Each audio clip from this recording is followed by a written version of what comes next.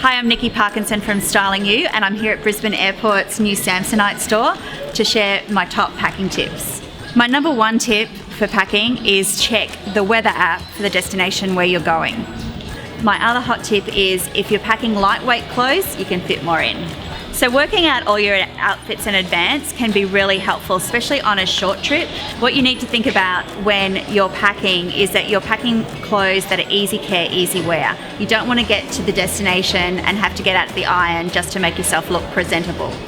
Now, it's a polarizing topic, but you're either a roller or a folder. And we're not talking about toilet paper. We're talking about the clothes that are going in your suitcase. Me, I'm a roller. My husband, he's a folder. I've tried to bring him around, but trust me, you will get way more in if you're rolling your clothes. So with my overnight suitcase, I can actually do a trip and fit everything that I need in that suitcase. I do love that on one side you can put all your clothing pieces and have that zipped up. So if you've got to go through security and everything, you don't have things just falling everywhere.